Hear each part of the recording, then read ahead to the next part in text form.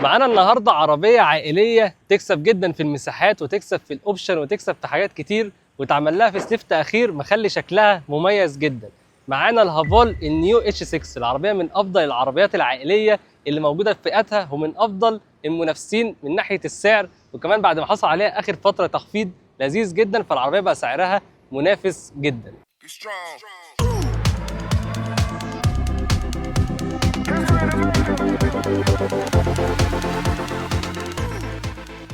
يلا بينا نبدأ نشوف تفاصيل العربية واحدة واحدة، ونتكلم عن أهم 7 نقط في العربية دي مهمين جدا، هنركز فيهم حتة حتة، هيجيبوا لنا العربية كلها من كل النواحي اللي تهمك وتهم أي حد حابب يشتري العربية دي. أول حاجة بتميز العربية دي معانا وهو الشكل الجديد بتاعها. طبعا الفيس ليفت العربية اتغيرت تماما، الشبكة كلها اتغيرت، بقى شكلها أروش بكتير وبقى شكلها أعنف ولايق جدا مع ضخامة العربية وفخامة العربية. وعندك كمان الفوانيس، الشكل القديم كان الجزئية دي بس، الشكل الجديد زاد معاك الجزئية دي، بقى شكلها حلو قوي في الحقيقه وشكلها مميز جدا الصبح وبالليل كمان. ولكن بقيه تفاصيل العربيه زي ما هي، عندك نفس الجنوط اللون الاسود ال 19 بوصه، ونفس كمان التوتون اللي موجود في العربيه موجودين هنا في المرايه وموجودين في العتب بتاع الباب وموجودين في حتت كتير في العربيه، مخلين العربيه شكلها مميز جدا. وكمان شكل العربيه من ورا اتغير بالكامل وبقى شكله احسن بكتير، اللايت بار اللي كان موجود هنا اختفى وبقى موجود مكانه فارسين شكلهم 3 دي كده بينوروا بالليل، شكلهم حلو قوي.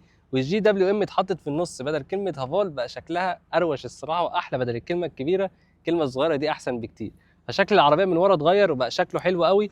الستوب لايت اللي موجود فوق ده واخد ظهر العربيه كله، ظهر العربيه بينور كله بالليل، فبيبقى شكله مميز جدا. وتاني حاجه بتميز العربيه دي وهي موتور العربيه. موتور العربيه قوي وذكي جدا في نفس الوقت عشان يقدر يحكم او يقدر يحرك العربيه دي كلها. موتور العربيه 4 سلندر 1500 سي سي تربو، بيطلع 181 حصان و275 نيوتن عزم. الموتور قوي جدا مع العربيه وبيتعامل معاها مع ذكاء جدا علشان يقدر يحرك الحجم ده كله بمنتهى السلاسه، بيقدر يجر العربيه من 0 ل 100 في 9 ثواني بس. فالموتور ده قدر يحقق منظومه قويه جدا وذكيه جدا مع العربيه عشان يقدر يحرك الحجم ده كله بموتور خفيف نسبيا، بس استهلاك البنزين بيبقى عالي شويه، بيوصل ل 11 لتر كل 100 كيلو علشان طبعا حجم العربيه. وثالث حاجه بتميز العربيه هنا زي ما قلنا عربيه عائليه، يعني مساحات داخليه، ودي ثالث حاجه بتميز العربيه، مساحات الداخليه بتاعه العربيه. تعالوا نشوفها من جوه. يلا. طبعا المساحات الداخليه في العربيه هنا تكسب بجداره، العربيه عائليه جدا ومساحتها هايله. بص مساحه الليج روم واسعه ازاي، انا الكرسي ده راجع على الاخر، ومساحه الهيد روم كمان واسعه جدا، يعني ممكن تقعد واحد مساحته 190 هنا ما عندكش اي مشكله. وحتى من تحت ما فيش نفق فتيس خالص، نفق فتيس هنا مش موجود، فالمساحه واسعه جدا. وعندك فتحه تايب سي وفتحه يو اس بي وفتحتين تكييف، فاللي هيبقى قاعد ورا هيبقى قاعد مبسوط جدا ما عندوش اي مشكله. وتعالى كده اوريك الخامات بتاعت الباب هنا. خامات هنا المنطقه اللي فوق دي بس هي اللي بلاستيك، وعندك سماعتين، المنطقه دي كلها جلد، والمسند بتاع الايد كمان جلد، وعندك مساحه تخزين هنا. فالمساحات او الشكل بتاع الباب من ورا شكله حلو جدا وعملي ولذيذ جدا. ورابع حاجه بتميز العربيه هنا طبعا حجم العربيه ده كله محتاج يتحرك معاك بسلاسه. العربيه فيها كاميرات 540 درجه، مش 360 بس، موجود فيها 540 درجه، تقدر تشوف الجوانب كلها بتاعت العربيه، وتقدر تشوف كمان تحت العربيه بيكون موجود ايه، عشان العربيه عاليه ومستواها عالي على النظر، فلو في تحت حاجه انت مش شايفها تقدر تشغل الكاميرات ويبين لك كل حاجه بتفاصيلها. وكمان فيها اوتو باركنج عشان تركن بسهوله، لو ما عرفتش تركن الحجم ده كله هي بتركن لك بمنتهى السهوله من غير ما تتعب نفسك. ومش بس اللي قاعد ورا هيبقى مبسوط، اللي قاعد قدام كمان هيبقى مبسوط جدا بالاوبشنز اللي موجوده حواليه في كل حته. ودي خامس حاجه بتميز العربيه دي، عندك شاشه عملاقه بتتحكم في كل حاجه في العربيه، حتى بتقدر تفك الهاند بريك من هنا وتفتح الوايرلس تشارجنج، تقدر تعمل كل حاجه موجوده في العربيه من الشاشه اللي موجوده قدامك دي، والتحكم فيها سلس جدا، فيها كل حاجه انت محتاجها بمنتهى البساطه وبمنتهى السلاسه، والحجم بتاعها كبير جدا، فانت بتبقى مبسوط جدا وانت بتتحكم في الشاشه دي. وعندك كمان شاشه قدامك هنا بيبقى فيها معظم المعلومات اللي انت محتاجها، يمكن اكتر كمان من المعلومات اللي انت محتاجها. الجرافيكس بتاعتها حلوه قوي، حتى شكل العربيه اللي بيبان فيها تقليب النور والحاجات الحلوه دي بتدي اشاره، كل حاجه بتبان في العربيه الصغنونه اللي هنا دي. فالشاشه شكلها حلو جدا، وبتقدر تتحكم في كل حاجه، وبتقدر كمان تتحكم من المناطق اللي موجوده هنا دي في الشاشه دي وفي الشاشه دي. وعندك هنا شاحن وايرلس 50 واط بيقدر يطلع هواء من هنا ساقع عشان يهوي على الموبايل وهو موجود، واثنين كاب هولدرز ومساحه تخزين هنا ومساحه تخزين كبيره تحت.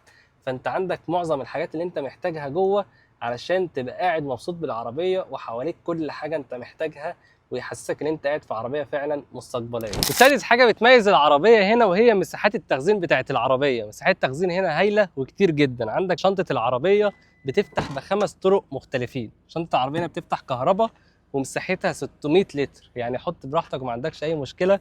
وعندك كمان مساحه تحت واستبن، عكس العربيه الهايبريد اللي ما فيش مساحه للاستبن. شنطه العربيه هنا اكبر، وعندك جوه العربيه 30 مساحه تخزين، يعني حط براحتك.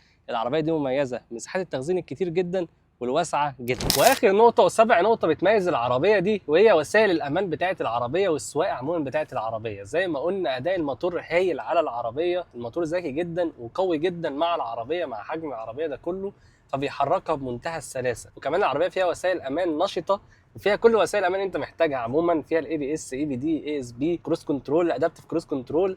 فيها كل حاجه انت محتاجها موجوده في العربيه. وفيها وسائل امان التفاعليه اللي بتحتاجها، فيها كل وسائل الامان اللي محتاجها اللي تخص الفرامل مثلا. فيها الفرامل الطوارئ لو حد مثلا معدي من قدامك في عربيه وفجاه هي بتفرمل، لو شافت حتى مطب هي بتفرمل لو انت مش واخد بالك منه. حاجات كتير قوي بتحذرك منها. انت حتى لو فاتح الباب وفي حد معدي من جنبك بتقاوم معاك وما بتفتحش الباب. ففيها وسائل امان كتير جدا موجوده في العربيه، وانت فعلا محتاجها وبتتفاعل معاك بمنتهى السلاسه وبمنتهى السهوله. بتسهل عليك سواقه العربيه وبتخلي سواقه العربيه سلسه اكتر مع استخدام مع الشاشات اللي موجوده في العربيه، ومع كمان الشاشه اللي موجوده قدامك. العربيه سواقتها مميزه جدا في الملفات، بتاخد الملفات بطريقه كويسه. اي نعم العربيه عاليه على الطريق، واي نعم العربيه كبيره وضخمه جدا، ولكن في الطريق ثابته جدا. انت بتكمل لحد 180 انت ما عندكش مشكله، العربيه ثابته على الارض وواثق فيها ثقه كبيره. اكتر من كده العربيه طبعا البادي رول بيبدا يتحكم في العربيه، وبتبقى سرعتها صعبه شويه على الحجم ده كله. بس مجمل العربيه سواقتها حلوه جدا، سواقه العربيه سلسه، بتستمتع بسواقه العربيه. قليل جدا لما بستمتع بسواقه عربيه معينه، بس العربيه دي فعلا بستمتع بسواقتها جدا. واخيرا العربيه دي زي ما قلنا من افضل العربيات العائليه اللي ممكن تشتريها في السعر ده وفي الفئه دي. العربيه هنا موجوده في فئتين بس، وبعد ما حصل عليها تخفيض، حصل تخفيض 44,000 جنيه على العربيه. اول فئه 1,455,000 وتاني فئه 1,555,000. فقول لي العربيه دي تناسبك ولا هتدور في حاجه تانية في الفئه دي؟ قول لي في الكومنتات عجبك الفيديو ولا لا. وما تنساش تعمل سبسكرايب واعمل لايك للفيديو واعمل له شير عشان ننزلك حاجات كتير تحفه زي العربيه دي. واي عربيه تانية عايزها اكتب لي في الكومنتات عايز عربيه ايه واجيبها لك واقول لك تفاصيلها حته حته زي ما عملنا في العربيه.